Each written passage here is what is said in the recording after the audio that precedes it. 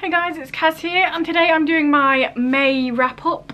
So in May I participated in the Because I Can Readathon and the Mental Healthathon, and I read 12 things. So here are those things.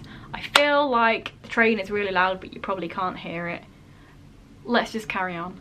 First up, I read Heartstopper Volume 3. This one I'd mostly read online, but I'm the type of guy to leave it for months and months and months and then read the updates online, so I've got like a bunch at once. So the end of this was not seen before content for me, so that was always a bonus. I got this in February, I think, at the Alice Oseman sign-in and Q&A thing, and I kept it all the way till May, so finally read it. I feel like everyone knows what Heartstopper's about. It's just cute and fluffy about these two boys that like each other and they're at school, and it's just slice of life, cute boys, cuteness, cute, fluffy. Which makes a change, because normally I'm into that heroin shit, but you know, Heartstopper will allow it. Next, I read Columbine by Dave Cullen. I did talk about this book a bit in my vlog that I did a few weeks ago. Check that out if you want to. It's up to you. There's loads of cats in it, so that's a plus. But yeah, I really enjoyed this. I only gave it like 4.5 stars, almost a 5, but I felt like some of the people that died and their family were talked about less than others, and I wasn't very happy with that. For example, some of the victims were talked about a lot throughout the whole thing, and some of them I feel like they barely even mentioned their name or when they died, so I was kind of like, give everybody their space, if you will. But other than that, I really enjoyed the way that it's written. It's really non-linear. It'll talk about something and then it'll be like 2 years before the shooting, and then it'll be on the day of the shooting, then it'll be after. And some people might not click with that whole non-linear thing, but I really enjoyed it. I thought the way it was written, it was really good. I didn't know a lot about this. It feels like I should have done before this, but I didn't. So it was really eye-opening and interesting, and a great read. If you can call something about loads of people getting killed a great read. Check out my vlog if you want to hear better words, because it was ages ago now, wasn't it? After that I read Colour Me In by Lydia Ruffles. I talked about this a little bit in that vlog as well, so again, if you want, I'll shut up, but if you want. This I got randomly. It's an ARC version, but I found it randomly in a place that was giving out free books, so I thought, hey, I'll pick that up. I've never heard of it before, but I enjoyed it. It's about this guy that kind of goes on a journey, on an adventure. He meets this other girl, and they're just trying to sort themselves out. Obviously mental healthathon, so there's mental health rep in here. Something happens really towards the beginning of the book, which I don't want to say because it's a spoiler, but then after that he kind of needs to take this journey and get away from his life. A lot of people are not a fan of like the famous main character thing, but the guy in here was or is an actor, but that's not really the main focus of the story. And I also find it really strange but interesting that they never actually mentioned countries and places they were in, but it was really obvious. Like, he goes to Japan, but they never call it Japan, but it's blatantly Japan. And I'm pretty sure it's from England because of the way it's written, but you can't really tell. Is it England? Is it LA? Not sure. Who knows? But it was interesting. I quite liked it. It was very quick and easy read, and it's one of them ones never heard of, but read it if you want. Again, it was ages ago that I read it. I probably talked better and more fluently and eloquently in my vlog. The next 5 books were all in the Because We Can Readathon, so I'll definitely smash that one for a week-long readathon. First of all, I read Darius the Great Is Not Okay by Adib Khorram. This, 5 stars, amazing. I loved it. It was great. It's just, here's the thing, I don't know if other people do this, but I really enjoy reading books set in real life and sitting at the computer or on my phone with Google open, and then whenever it talks about place or a type of food or something to do with the culture, because this is set in Iran, I Google it, and it just gives you this extra part of the story, and I really like doing that. I don't know if other people do that. I do it if someone talks about a real life painting in a book or a place, or I remember in one book people went to a museum, so I was googling the statues they were looking at. It's really cool. If you haven't tried that before, you should definitely give it a go, because it definitely gives you an extra layer to the story. Because I can read a thing and it not look anything like the real thing, which is it's not a bad thing. I'm not saying that the author don't know how to explain something right, but you can never quite grasp it if you're not looking at it. So that's a complete tangent that has nothing to do with anything. But that's how I read Darius the Great is Not Okay. I was sat on my computer and I was just googling stuff up, and it was just a really great time. If you haven't read this, then definitely do. It's so good, and I've literally not told you anything about it, so let's try. So it's about Darius and his family, and they live in America but they go to Iran because his mum's father is ill, like terminally ill, so they want to go and meet him and talk to him properly for the first time in real life. So they go to Iran, and it's just about him learning about his culture and his mother's side of the family, and he has a friend, and it's just so pure and lovely and such a nice just friendship. And this book is put under LGBT all the time, which technically it is, because in the second book in this series it does say that Darius has got a boyfriend, but there's no sort of LGBT stuff in this book, although Darius is gay. It's not mentioned in here, but technically it does count, you know what I mean? But the friendship is just so pure and lovely, and just the way it was written, I loved it. There were some quotes in here, but I'm bad at quotes, so I can't remember any of them. It's something like, your place was empty. Read it, you'll know that that's really lovely. When I say it, it just doesn't sound like anything, but it's just, every time it was said, it just made my heart warm, and I loved it, and it was a great book. Next up, I read Assassination Classroom Volume 1, and I always get Japanese wrong, so if I say it in Yoshimatsu, that's probably wrong, but I attempted to say it in a way that I think it might be said. Is that racist? I really hope it's not. Yoshimatsu. It's probably wrong. But anyway, I read this. I also watched the first episode, and it's one of them. Mangas and anime, they're so well done, the anime art of the mangas, that you just feel like you want to watch it because it's exactly the same pictures, the way it's drawn and everything, but just in colour and moving. So I enjoyed the TV show, the one episode I watched, a bit more than this, but I still enjoyed this. It's just, I had no idea what it was about, and it's just wacky. It's like this weird alien dude that's come and says in a year he's going to destroy the world, but I'll teach a bunch of school kids, and if they can kill me before then, I won't destroy the world. It's so random, and you'll only find it in manga, this sort of stuff, but it was enjoyable. If I find more volumes for super cheap, then I'll probably check it out, but I'm not sure if this is one of them ones that goes on for like 57,000 volumes, or if it has an actual ending. I'm not sure, but we shall see. I might just watch it, who knows. It was enjoyable though. Next up, I read Birthday by Meredith Russo, and this one made me cry, but then again, how many books made me cry? All of them. That doesn't mean anything. But this was just a great book. It's told every birthday of these two friends. It starts when they're younger, and then every year it talks about that specific day and what's happening on that day from both of their perspectives, and it was just so good. And I'm so bad at talking about books that I read ages ago. I'm sorry. I think I gave this one 5 stars as well. I swear down, I gave out more 5 stars this month than I did like the whole of some of the years previous. I'm trying to be better at actually giving 5 stars out because I'm a stingy bastard. But this month, loads. Yeah, I just really enjoyed all the characters. I enjoyed the 2 main characters. I enjoyed the family. Not both of the families. Some of the families were pricks, but it was just really good. It was cute, but also harrowing. It was uplifting and happy, but there was also some really sad, aggressive parts. So it's the best of both worlds. It's the best of all the worlds. Give me all the harrowing, make me cry, but then make me smile as well. That's how I like my books. After that, I read Here to Stay by Sarah Farazan. This is about a guy that plays basketball, and basically the main sort of plot before we get into the whole racism stuff, the school mascot is a gunner, and a lot of people on that change because it just doesn't represent the school. It's not good to have the mascot, someone like Piao Piao shooting up the school, you know. And somebody anonymously posts to everybody in the school from their emails a picture of Bijan as a terrorist, as the gunner, and then it goes round, and it's all about the racism, the Islamophobia, people being dicks, but also about his little group of friends that is sort of created and gathered together trying to get this school mascot changed.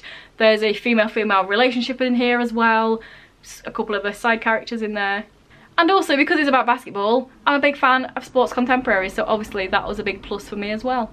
Basketball, terrorism, racism, sexuality, all that jazz. And then the last thing I read for the Because I Can Readathon wasn't actually on my TBR, but I thought, hey, I've got a little bit of time. And that was One Word Kill by Mark Lawrence. This I read on my Kindle. And it's a sci-fi set in the 80s about these group of teens that play D&D, and then there's time travel. And also the main character has cancer and he's dealing with that. So I enjoyed it. It wasn't amazing. What I really enjoyed is the D&D side, not gonna lie. Whenever they were sat playing the game, I just thought it was so fun and nostalgic and great, because I used to play D&D with my family and some of our friends, so when I was watching them bits, I was very much enjoying it. But the other bit of the plot, the sort of time travel-y bit, I enjoyed, but it was a little bit basic, the storyline, kind of like obvious what was going to go on, which isn't necessarily a bad thing, but it just didn't grab me a lot, which is why I give it 3 stars. It wasn't a bad book, but I also very much enjoyed the fact that they had a main character with an illness. The main character has cancer. He does go and have treatments for it in it. He loses his hair, his friends, you know, he has to talk to them about it and what's happening. So I did very much appreciate seeing that. It was worth a read. I got it for free on Kindle. I think it might have been on Amazon First Reads thing, so I don't know if it's free now. But if you find it cheap, it's definitely worth a read. So after that, we jumped back into the mental health-a-thon. Although, to be fair, most or all of the books in the Because I Can Readathon would probably count for mental health-a-thon as well, if I really looked at it. But after that, I read A Quiet Kind of Thunder by Sarah Barnard. This one is about a girl who's a selective mute and a boy who is deaf, and I just very much enjoyed reading this. It was a really simple, easy read, you know. I mean, just from looking at it, you know, it's going to be one of them sort of simple, easy reading. But they did deal with a lot of different things, and how both of them have issues that they don't like explaining and showing to each other, so they're holding back stuff. And it was really nice to see 2 different characters you don't really see very often. First and foremost, we have selective mute. I don't know a lot about people with selective mutism, but I've read a few reviews that say it's a good representation and people see themselves in the character, so that's always a bonus. And then the deaf character, it was great because he wasn't just a stereotype of a deaf person, you know, how books do. And it was just really great. And also it's got the finger spelling, you can't even see that, you've got the finger spelling for British Sign Language in here, so that's really cool that it's sort of showing you, and the numbers as well. But it was just a great little story. I very much enjoyed it. It's simple, it's easy to digest, but it talks about a load of things that are important and you don't see a lot in books, so give it a read. After that, I read Wolf by Rachel Ball. This one is a graphic novel, and first and foremost, the thing I love the most is just the artwork in here. Wow, that is blown out. Here we go. It's all done in pencil, so it's just a really nice experience reading this. Just going through it, it just feels like you're reading someone's sketchbook or something. And you just have this experience where you feel like you're gonna get smudges on your fingers when you're reading it, because the pencil, it's just really cool. That's the thing I liked about it the most, to be honest, just the sort of experience of reading it and it being all in pencil. I just thought it was a nice little thing. But the storyline was very simple. It wasn't bad, it wasn't amazing. I gave it 3 stars. It's about a young boy whose father dies and then he's dealing with grief. But the way it's written, the story's really sort of quiet and not much happens, but also there's like little magical bits thrown in. So it's a little bit mysterious because it's a child. There's a little bit mysterious, there's little magical things thrown in, but are they magical or are they in his mind? We don't know if stuff's happening or if it's not happening. And it's basically about him and his brother and sister and a new friend creating a time machine. And then also their next door neighbour is like this creepy, weird, mysterious guy. And then we find out about him, we find out about the machine, we're trying to deal with the grief. And it's just a really quiet, simple, enjoyable story. And then the final 2 things I read were beta reading stories for my sister, Kay McLeod. She's an author, if you don't know, if you haven't been here. Exhibit A, B, C and D. I'm pretty sure she's announced both of these on a newsletter, so I'm not like giving away too much info, but I'll make sure. The first thing I read was a new novella called Trial of the Red Rune. This is set in a different world. It's not the constellations, it's not the Mayaman, but hey, if you do subscribe to a newsletter, there's a little story in the newsletter that you get for free that's also in the same universe as this, so check that out. Plug, plug, plug, plug, plug. But this is just a really short, sweet thing. I know that this series is going to be in a sort of vein as Discworld, in that all the different books will have characters reappearing and disappearing, but it's all like in the same universe type thing. So if you're interested in that. And I don't even know how to explain this because it's quite short, and I feel like if I say anything it would just ruin it. There's some people, and one of them is a fairy, and one of them's an ice mage person, and they're doing some stuff and finding some things. So that's that one. Also, I just thought both of these books would also fit in the mental health-a-thon, so just saying. Nice little string to attach them there.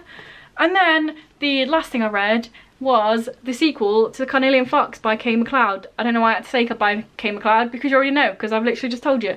But this one, has she released the name of it? I think she has. It's called The Amethyst Panther anyway. If you've read this book, you will know who the Amethyst Panther is because they appear in here. This is the Carnelian Fox. Here's Finn. He's the Carnelian Fox. But anyway, it's just so good. If you've read this book and you know what happens in here, then you kind of know what crazy shit's going to happen in the second book. I'll give you some synopsis on this one because it'll be spoily if I do the second one. But basically, it's set in a world where a monster catching game was created in real life. You know, like Pokemon, Digimon, etc. And people played it for a while, there was a really loving life, but then people kind of got bored of the game and then let the monsters free, and they just started reproducing in the wild and taking over the wild. And now there's just loads of monsters everywhere in the wild, but also you can get them and become primes and save towns from monsters, or go to gyms and battle the people, or you can be a show prime, so it's like, you know, like Crufts or whatever, but for Maemon. And it's just a great story, and there's loads of stuff in here that you wouldn't expect. It's darker than Pokemon. Don't expect it to be alright for 10-year-olds, because probably not. And it's just really good. Don't take my word for it. Check out Goodreads. It's got loads of good reviews on there, so I'm not biased, I promise. But yeah, the second book, like I said, with the mental health thing, it goes into a lot of mental health stuff in there, and I really wasn't expecting as much of it, but I love the fact that it did, so if that piques your interest. I'm pretty sure both of these, both this, not this, this is already out, but both The Amethyst Panther and Trials of the Red Rune are coming out this year, I do believe so. Read all of her other books first, and then you'll be ready. So yeah, there we go, that was, whoa, hold up there. Somehow I forgot to add 2 books to my journal, so let me just talk about them. I also read Girl Interrupted by Susanna Kaysen. I don't know how I forgot to just talk about these, but anyway, this is non-fiction about Susanna when she went into an institute because of her mental health. I found this really interesting. It was really quick to read. I thought it was going to be quite heavy and like the prose was going to be hard to read. I don't know why, I just had that idea, but it's actually really simple, really easy. It's just like a bunch of stories, non-linear, just things that happened to her and the other people while she was there in the hospital, and it was just super interesting. I'm one of those people that haven't actually seen the film, so I don't know whether it's the same or different. Potentially I will watch it now, I don't know, but yes, I read this and I liked it. Although there were quite a few doctor's notes in this, and all they did was uphold the stereotype that doctors cannot write because you cannot bloody read them for shit. It's so scruffy. I don't know how people in a medical field where it's really important to know what people are talking about can have such terrible writing, but they do. But even though I couldn't read it, I quite liked the inclusion. It was just interesting to have these little tidbits thrown about. So there we go. And then the other book, the actual last book, not the last book I read, but the last book of this video, I'm glad I remembered, was The Definition of Us by Sarah Harris. This is following 4 characters that all go to the same therapy centre for different reasons, and basically their favourite therapist, counsellor guy, called in sick, has said that he's not coming in and won't be seen for the foreseeable future.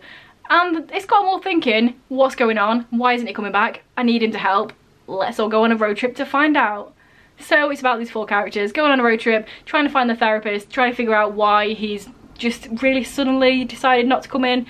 And it was a really good book. It was such a random find. It was like a quid at the works. I'd never heard of it before, but I saw that it was mental health things, and I thought, you know what, I'll pick that up. And I'm glad I did, because it was very enjoyable.